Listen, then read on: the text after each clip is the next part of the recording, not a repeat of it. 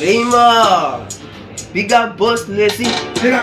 Yo man, mukoma ora, washaoda ora, koma jagatora. Jikati wadi, dream nikaonge, nikateke mamera nikaone mukati tu. Ndo kuburiza moto tu ipopo endoko kuti nikati 3. Inindo vatakose free, makiteo zika ndizo za trine nikati 4. Ayo madofo, saka amera jikofo nikati 5. Ndino lingana nata fina taura, bati musadi lafi nikati 6. Rima jine mathematics, jadara dino vasi ya parimix.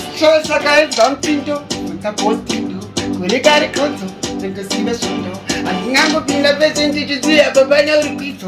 Ame manjiti mandane mape kombacha tadakafika. Pandakatendirwa nalesiva chimbocheka. Pasina menu manza kuuta ndichiseka. Ora! Pasipanganda sikoteka.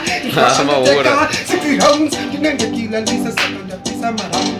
Iseva kundiki ora anisi. Alina wonkamu, pasanti pasakamu.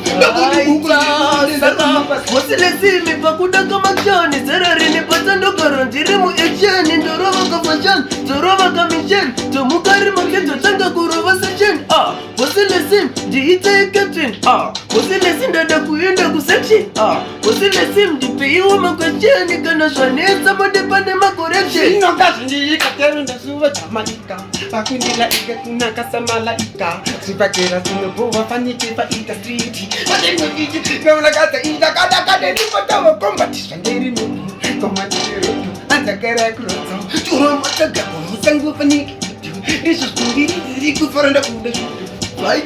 Swaita, rova kusika swaita, Rima usaneta, wana boss Lesi, bano suita, na wana dem so, kuturete chitepo, netabane makatete, satabane mabiko, ufunge wana wese papo ayefa kuseko, Rima. Matite makafelo tina kuko, takashu buko, Parashata 2024. Parashata.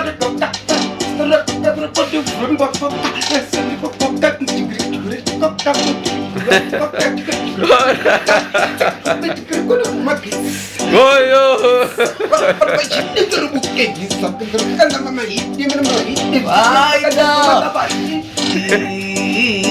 Rima uzambo jema. So, digati freestyle.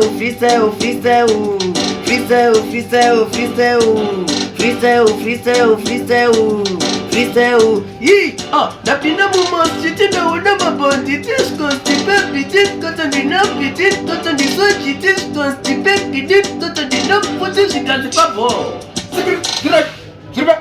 Yo.